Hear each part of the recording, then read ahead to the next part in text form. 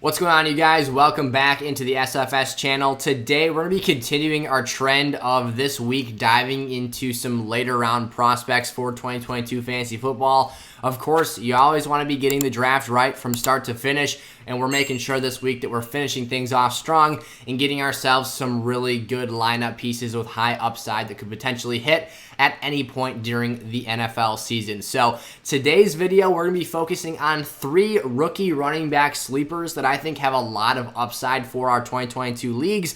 We're going to be doing a deep dive into these 3 guys, talking through why I'm optimistic about these players, why they may not hit on their upside, potential risks, red flags, but of course, the green flags is really what we're here for, because we're looking for why these guys could be incredibly beneficial to having on our team. So we're not going to waste any time today. Make sure to drop down, leave a like on today's video before we get started. Feel free to ask any questions if you have those, and let's get into our content for today. Alrighty, here we go. So every player we're going to be talking through in today's video is being drafted at an ADP on Underdog best ball formats of the 11th round or later. We're starting off today with Tyrion Davis-Price of the San Francisco 49ers. I will apologize up front. I do not have photos yet of these guys swapped into their NFL jerseys, so you're going to see their college pictures for now today. But Tyrion Davis-Price right now is a player who I think is actually wildly fascinating for this season. His draft position is currently the 13-12 overall pick, so basically a bubble fringe player between being a 13th round selection and a 14th round player, and he's being drafted as an RB5, as the RB49 off the table. So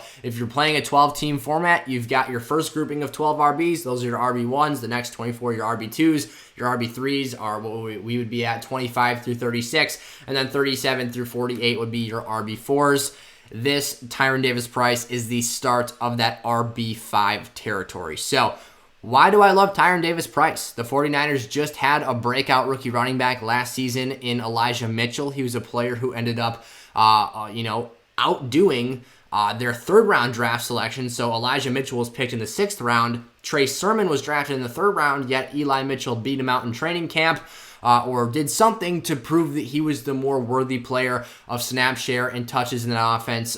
Raheem Mostert went down with chipped knee cartilage in week 1 against Detroit last season, and Elijah Mitchell took off. He never looked back. But why do I like Tyrion Davis-Price? This team turned right around again this season and drafted another running back in the 3rd round. Now, there will be some buyer beware skepticism from former, guys that drafted Trey Sermon at a high level last year and got absolutely burned. I felt that pain in a couple of leagues last year because I was incredibly excited about what Trey Sermon was going to bring to the table.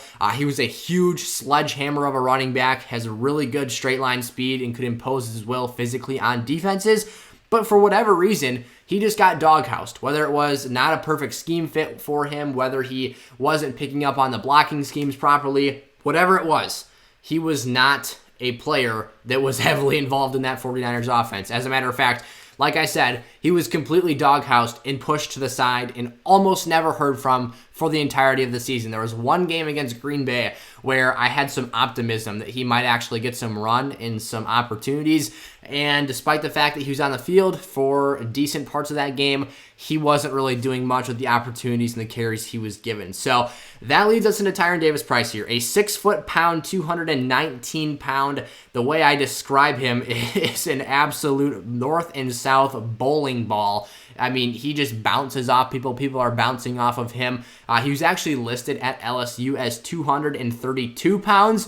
He's not exactly, the leanest player. He kind of reminds me, not exactly to the extent of an Eddie Lacy, but he's a thicker player that isn't necessarily a totally cut up body type. But this is a very, very exciting prospect. Like I said, north and south, he is fantastic. He can play very physically. And again, once he gets out cooking in space, good luck trying to tackle him because he is a load to handle in the open field. So, like I just said, once you can get him past that 2nd level of the blocking scheme, once you can get him cleared through that defensive line, which is 49ers offensive line is very good. Shout out to Trent Williams. He actually just got the first 99 overall rating on Madden for an offensive lineman ever, I believe, because everyone was making such a big fuss about it. Kind of surprising, actually. I know he's a dang good player. He's a Hall of Fame level talent, but I wouldn't have thought of him as somebody that made that jump to the 99 overall territory last season. Nonetheless, he's definitely a top 2 or 3 left tackle in the National Football League. I'm a Green Bay Packer fan, so in terms of pass protection, I've got, my appreciation for David Bakhtiari. But left tackles in all phases of the game are incredibly important in not only just the offensive and defensive phases, but special teams as well. Totally getting off into a slight rabbit hole here. But Tyrion Davis-Price, the point is, his O-line is competent. They are capable of getting him out in space, hitting linebackers, hitting safeties, guys that he can win in a one-on-one mismatch. And the other point here is the 49ers might just be one of the best offensive situations to have for fantasy football when you actually have their hot-handed running back, because they will just juggle these guys like crazy. They will rotate guys in. That's how we've seen so many fantasy-relevant producers at this position from this team in years past. And it's all right. I got to pump the brakes here for a second, because I'm starting to think I'm sounding like I'm saying that Tyrion Davis-Price is going to totally just take over this offense day one, be the team's lead back. That's not necessarily what I'm saying here. But the point being is that where I eventually was going to go with this here is that Elijah Mitchell missed 6 games last year. And I'm not going to slap an injury-prone tag on him and act like he's not capable of, having a lead role in the NFL. He showed us in terms of talent, he's good enough to be that player last year, but at just 5'10", 201 pounds, barely being a 200-pound player, he is not equipped physically with the size to stand up to a workhorse level of touches over the course of a whopping 17-game regular season now, which is a pretty big deal. So why is that? Kyle Shanahan's offensive system runs running backs into the ground. They have little to no regard for usage for these guys. They are going to burn you up, eat up everything that you have to offer, and then move on to the next guy in the depth chart. And Elijah Mitchell was the RB14 in points per game last season, so it shows you how effective and valuable he was in those games that he played. But again, in his first season in the league, missing 6 contests is something you just can't overlook. And how those 6 contests were missed was because of a combination of 5 different injuries that he suffered throughout the season. So again, it's not that I'm saying Elijah Mitchell is injury prone. It's not that I'm saying that he is 100,000% going to get injured again this season. But the trend is that with how physical these 49ers running backs play, with the roles that they're asked to fulfill, Elijah Mitchell is not a big enough player to do that for the entirety of the season, and that's where Tyrion Davis-Price comes in. A bigger, thicker athlete. He's not necessarily as skilled, I would argue, as well as, neither of these players are going to be super involved in the receiving game. These are definitely better options in half PPR leagues or standard formats than they are in full PPR leagues.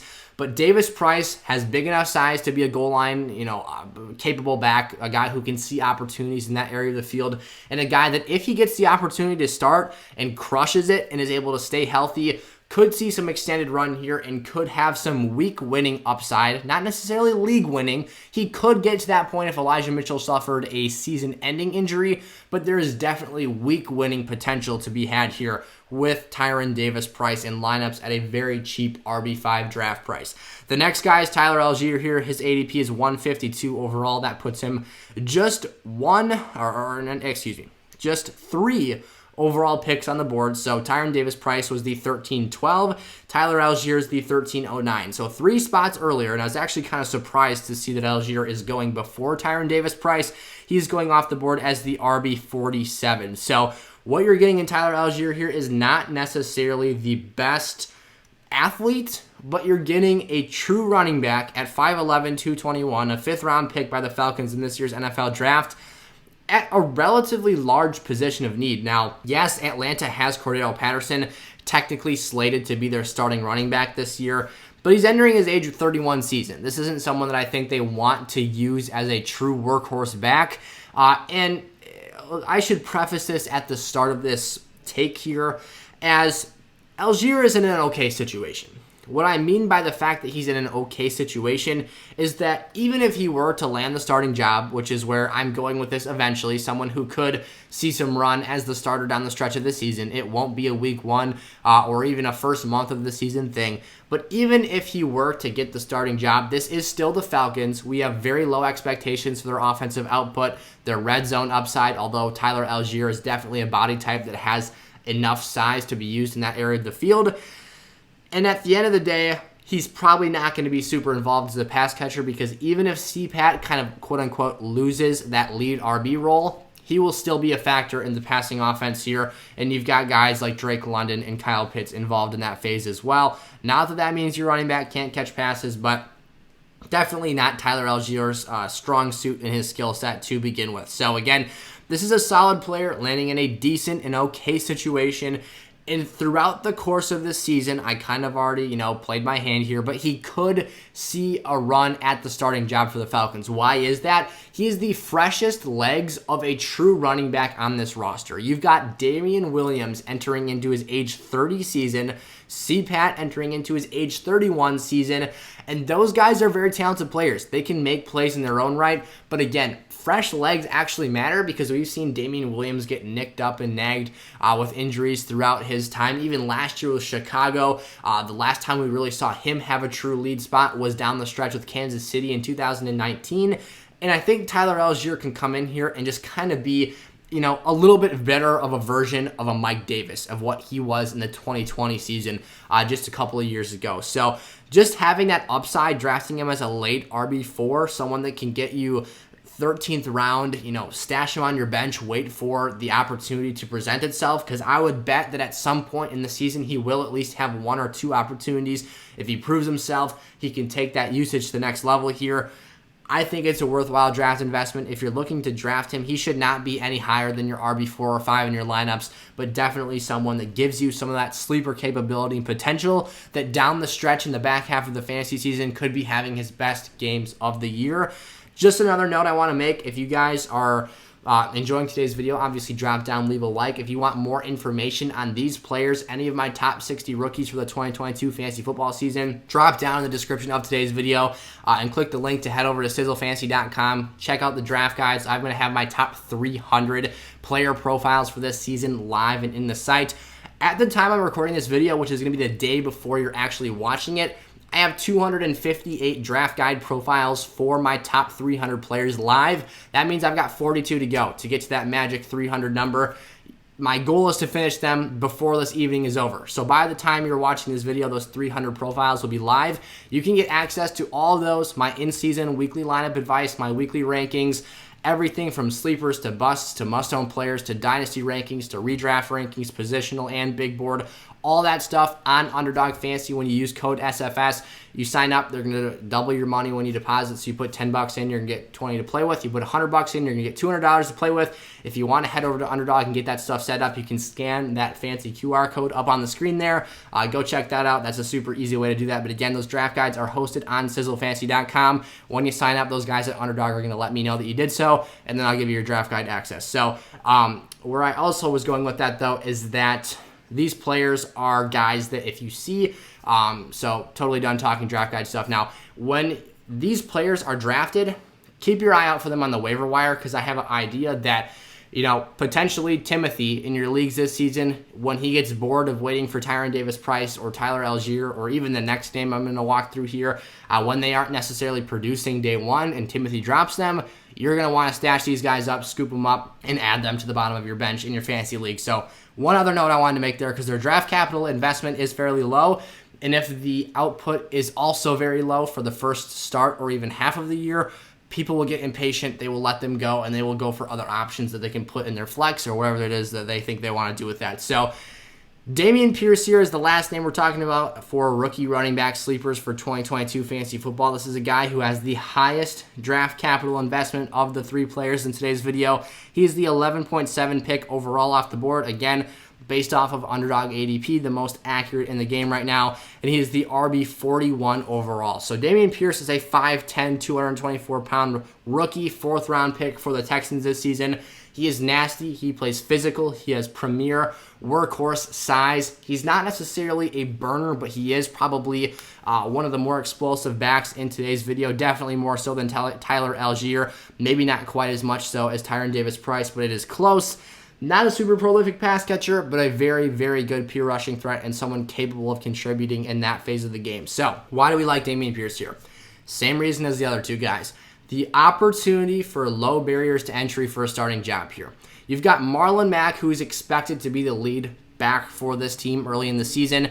The issue with Marlon Mack is we have not seen him have a true lead role since the 2019 season, because in 2020, when he was expected to start the year as a starter, he ruptured his Achilles in week 1, and it was the Jonathan Taylor and company show from there on out. And last season, he barely played, even though he re-signed a 1-year deal with the team. So Dameon Pierce has to overcome Marlon Mack. That's first and foremost. And then you've got Rex Burkhead entering his age 32 season. For me, I think the Texans ideally would like to use Rex Burkhead in the fashion of a third down pass catching running back. So that's kind of where I think that the receiving upside is a little bit limited for Pierce. Even if he does take over the true starting role for this team, Burkhead will probably still be involved as a passing game option. However, the workhorse role in terms of, not necessarily being a true 3-down back, but having the goal line work, having the, first and second down rushing opportunities on the table for you, that down the stretch of the season is what I think is very valuable here. As I touched on, Marlon Mack is expected to start this season,